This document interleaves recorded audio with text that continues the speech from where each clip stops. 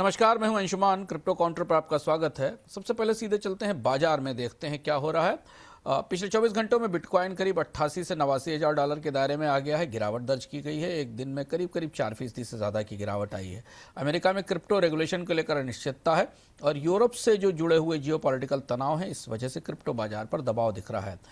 इस दौरान पूरे क्रिप्टो मार्केट में करीब 3.8% की गिरावट आई। बिटकॉइन से अलग अगर सभी कॉइन्स को मिला लिया जाए और $1 बिलियन के आसपास की लिक्विडेशन देखी गई है। अब बिटकॉइन के लिए 87-88 हज़ार का सपोर्ट है और $92,000 का रेजिस्टेंस माना जा रहा है।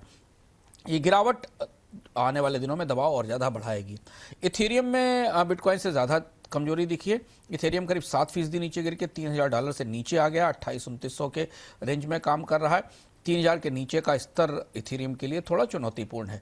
खासतौर से डिफाई सेक्टर के लिए ज़्यादा अहम है, क्योंकि इथेरियम की गिरावट के बाद से कोलेट्रल्स की वैल्यू गिरती है, क्योंकि इथेरियम का इस्तेमाल डिफाई में कर्ज के लिए कोलेट्रल के तौर पर किया जाता है और यहाँ लिक्विडेशन का खतरा भी बढ़ता दिख रहा है।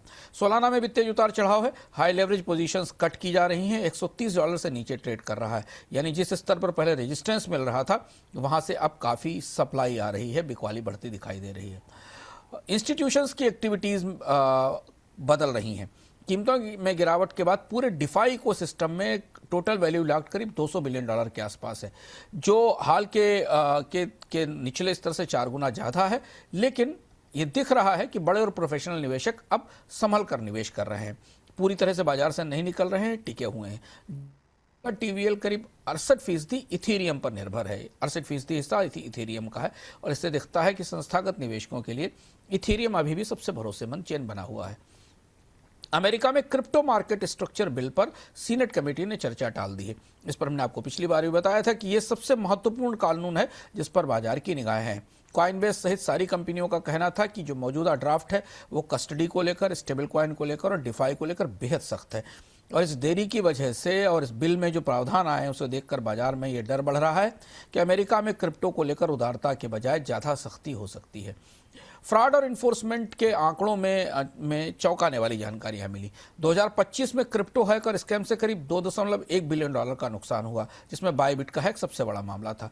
हाल की रिपोर्ट्स बताती हैं कि नॉन कस्टोडियल वॉलेट्स भी अब पूरी तरह सुरक्षित नहीं है और इसे लेकर बाजार में डर का माहौल है।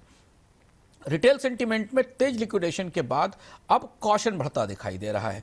2 दिन पहले तक जो फियर एंड ग्रीड इंडेक्स था वो ग्रीड दिखा रहा था, यानी निवेशक वापस लौटकर निवेश करते दिख रहे थे। अब सतर्कता बढ़ रही है। 2025 में जो आल्ट कॉइन सबसे तेजी से बढ़े थे उनमें ज़्यादा गिरावट दिख रही है। हालांकि एशिया और भारत के प्लेटफॉर्म पर इथेरियम, सोलाना और आवे जैसे कॉइन आज भी टॉप क्रिप्टो टू वॉच में बने हुए हैं। ये बता रहा है कि रिटेल की दिलचस्पी बनी हुई है। अगले 48 से 72 घंटे महत्वपूर्ण हैं लेवल की दृष्टि से। बिटकॉइन 87 से $88,000 से नीचे जा सकता है। यूरोप और अमेरिका के बीच ग्रीनलैंड को लेकर तनाव और टकराव बढ़ता है तो इसका असर में और ज़्यादा दिखाई देगा। इथेरियम फिर $2,800 से और नीचे टूट सकता है और इसके बाद एक लिक्विडेशन की नई वेव आ सकती है। इसके साथ ध्यान रखना जरूरी है कि रिवर जैसे कुछ टोकन अनलॉक होने वाले हैं। इस टोकन अनलॉक से भी कुछ कॉइन्स पर दबाव बढ़ेगा।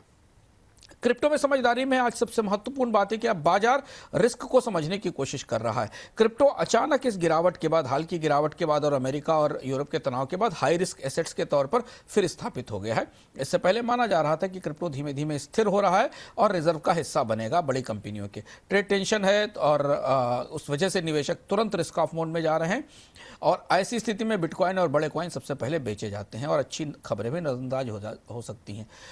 सबसे बड़ी चिंता यह है कि पूरी दुनिया में रेगुलेशन सख्त हो रहे हैं और बटे हुए हैं। टैक्स, केवाईसी और स्टेबल कॉइन को लेकर अब नियमों में सख्ती आ रही है और इसका असर हमें क्रिप्टो के सेंटीमेंट पर दिखाई दे रहा है। एक और बड़ी समस्या है कि यूएस, यूरोप और एशिया में अलग अलग नियम हैं जिससे लिक्विडिटी बढ़ जाती है और किसी भी अचानक कार्रवाई से बाजार तेजी से गिरते हैं। पूरी दुनिया के बाजार तेजी से गिरते हैं।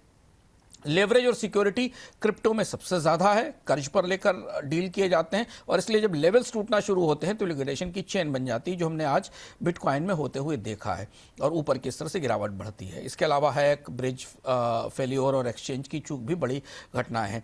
क्रिप्टो बाजार अब फिर एज पर है। कई तरीके के निगेटिव ट्रिगर्स और जोखिम भरी घटनाक्रम क्रिप्टो बाजार को घेरे हुए हैं, इसलिए बेहतर है कि थोड़ा संभल कर ट्रेड करें।